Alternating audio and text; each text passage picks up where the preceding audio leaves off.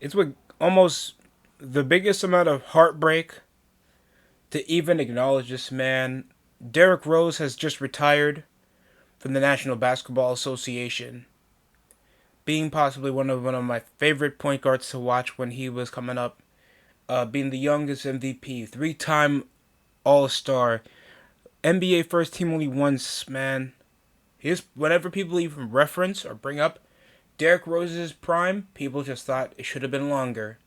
He should have bring up what used to be one of the most dominant eras in NBA history, involving the Chicago Bulls, and sadly, we won't possibly even see a swan song after he got waived by the Memphis Grizzlies, and felt like he was just coasting over while developing over his explosive, dynamic play style of a guard, while becoming more of a translucent veteran guard that had an expressive three ball, can attack over the mid range, and he was more passive. After like his time, after even a failed stint, after Joakim Noah and him went to the New York Knicks back in 2017, I remember that vividly.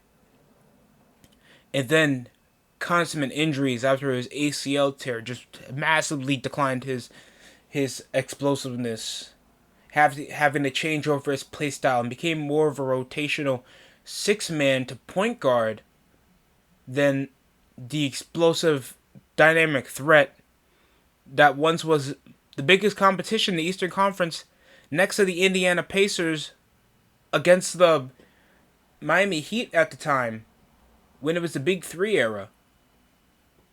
And now, sadly, we have a career what could have been, but was still very special. Derrick Rose, I think, and a lot of fans, even if he didn't have the career that people wanted for him, still had a lot to possibly give with his family. Has done a lot in reference and given relevance to the Chicago Bulls at a time of mediocrity. And I'm sure a lot of people will still remember fondly that 50-point masterclass that he had when he was on the Timberwolves, bro. So it's a shame that I don't get to see him play again. It's truly a shame. He was, I think he only started around like 6 games or 5 games for the Grizzlies when they had a massive injury crisis heading over their season after missing the playoffs. Over their missing Dylan Brooks, and then John Morant was out for the season. And people would think, oh, getting waived, that means I'm probably going to see him in Chicago in his last season. No. He issued his farewell over on IG. And now I'm seeing, like, comps. Seeing him with a farewell video, cryptic messages involving roses, sitting down, him in interaction with his children.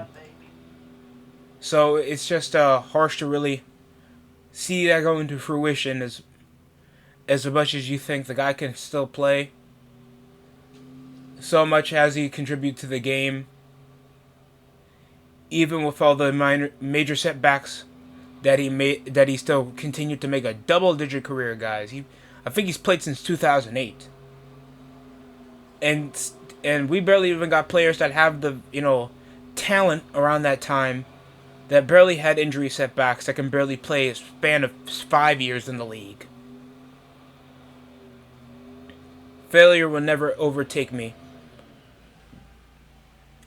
And even a great quote, my story was never just about me, but it was about us. Thank you for being part of my journey. I'm very grateful, and I'm very grateful to be watching you, Derrick Rose.